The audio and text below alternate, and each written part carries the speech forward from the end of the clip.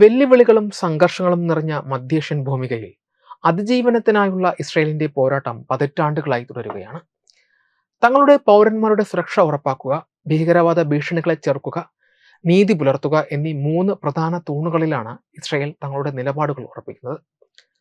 രാജ്യത്തിന്റെ നിലനിൽപ്പിന് നിരന്തരമായ വെല്ലുവിളി ഉയർത്തുന്ന ഹമാസ് പോലെയുള്ള തീവ്രവാദ സംഘടനകൾക്കെതിരെ ഇസ്രയേൽ നടത്തുന്ന ഓരോ നീക്കത്തെയും ഈ കാഴ്ചപ്പാടിൽ വേണം സമീപിക്കുവാൻ.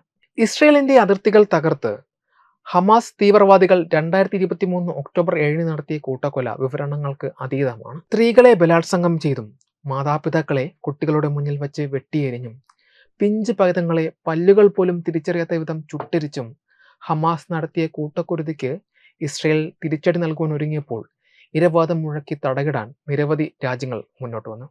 എന്നാൽ ജൂതന്റെ പ്രതികാര ദാഹത്തെ തടഞ്ഞു നിർത്തുവാൻ ആർക്കുമായില്ല. ഹമാസിന്റെ അടിവേര് വരെ ഇസ്രയേൽ അറുത്തു. എങ്കിലും ഈയിടെ നിലവിൽ വന്ന വെടിനിർത്തൽ കരാറിന്റെ ബലത്തിൽ ഇനിയും എണ്ണത്തിൽ കുറവുള്ള ചില ഹമാസ് നേതാക്കന്മാർ ഗാസയിൽ പലയിടത്തും ഞെളിഞ്ഞു നടപ്പുണ്ട്.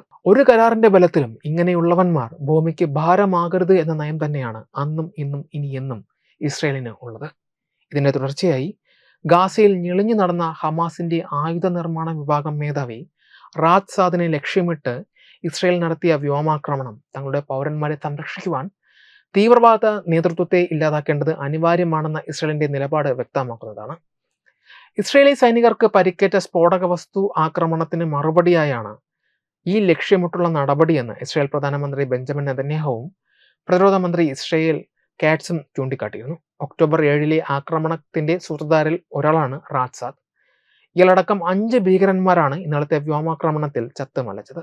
ഇസ്രയേലിനെതിരെ ആക്രമണങ്ങൾക്ക് ആസൂത്രണം ചെയ്യുന്നവരും പിന്തുണയ്ക്കുന്നവരും ശിക്ഷിക്കപ്പെടണം എന്ന നീതിബോധമാണ് ഇസ്രയേൽ ഇവിടെ ഉയർത്തിപ്പിടിക്കുന്നത്.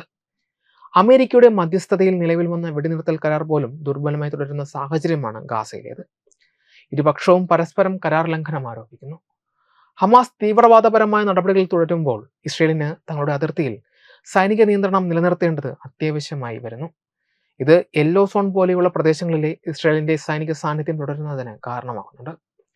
സംഘർഷ മേഖലയിൽ താൽക്കാലിക സമാധാനത്തിനായി വെടിനിർത്തൽ കരാറുകൾ നിലവിലുണ്ട് എങ്കിലും ഹമാസിന്റെ അടിത്തറ പൂർണ്ണമായും നീക്കം ചെയ്യുന്നതുവരെ തങ്ങളുടെ ജനത സുരക്ഷിതമല്ല എന്ന കാഴ്ചപ്പാട് ഇസ്രയേലിനുണ്ട്. അതിനാൽ നീതിക്ക് വേണ്ടിയുള്ള പോരാട്ടം എന്നത് ഹമാസിന്റെ ഭീഷണികളില്ലാത്ത ഒരു ഭാവിക്ക് വേണ്ടിയുള്ള ദീർഘവീക്ഷണത്തോടെയുള്ള ശ്രമമായി അവർ കണക്കാക്കുന്നു. ഇസ്രയേൽ നടത്തുന്ന സൈനിക നടപടികൾ അന്താരാഷ്ട്ര സമൂഹത്തിന്റെ വിമർശനങ്ങൾ ഏറ്റുവാങ്ങാറുണ്ട്. സാധാരണക്കാർ കൊല്ലപ്പെടുന്നതും ആശുപത്രികൾ പോലെയുള്ള സ്ഥാപനങ്ങളെ ഇത് ബാധിക്കുന്നതും പ്രധാന ആശങ്കകളായിരിക്കാം. എന്നാൽ ഹമാസ് സാധാരണക്കാരെ മനുഷ്യ കവചമായി ഉപയോഗിക്കുന്നതിനാലാണ് ഇങ്ങനെ ഉണ്ടാകുന്നത്. സാധാരണക്കാരുടെ മരണമുണ്ടായാൽ ഇസ്രയേൽ ഖേദം പ്രകടിപ്പിക്കുന്നുണ്ട് എങ്കിലും തങ്ങളുടെ പൗരന്മാരുടെ സംരക്ഷണം പ്രാഥമിക കടമയായി കാണുന്നു. ഇസ്രയേലിന് നീതി എന്നാൽ ആക്രമിക്കപ്പെടാനുള്ള നിരന്തര ഭീഷണിയില്ലാതെ തങ്ങളുടെ പൗരന്മാർക്ക് സമാധാനത്തോടെ ജീവിക്കാനുള്ള സാഹചര്യം ഒരുക്കുക എന്നതാണ്.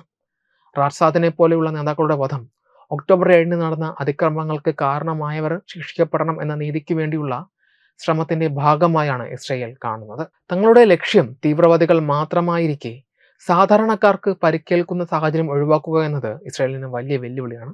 എങ്കിലും ഇസ്രയേൽ തങ്ങളുടെ നിലപാടുകളിൽ ഉറച്ചു നിൽക്കുന്നു. അതായത് സമാധാനപരമായ സഹവർത്തിത്വത്തിനുള്ള ഏതൊരു അവസരവും ഉപയോഗപ്പെടുത്തുമ്പോൾ തന്നെ സ്വന്തം രാജ്യത്തെ ഭീഷണികളിൽ നിന്ന് സംരക്ഷിക്കുവാനും തീവ്രവാദത്തിന്റെ ഉറവിടങ്ങൾ ഇല്ലാതാക്കുവാനും തങ്ങളുടെ പൗരന്മാർക്ക് വേണ്ടി നീതി ഉറപ്പാക്കുവാനും ഇസ്രയേൽ പ്രതിജ്ഞാബദ്ധരാണ്. ഈ പോരാട്ടത്തെ ഇസ്രയേൽ കാണുന്നത് കേവലം സൈനികമായ ഒരു നടപടിയായിട്ടല്ല, മറിച്ച് അതിജീവനത്തിനായുള്ള നിയമപരമായ അവകാശമായിട്ടാണ്. വെബ് ഡെസ്ക് തത്തുമൈ ന്യൂസ്.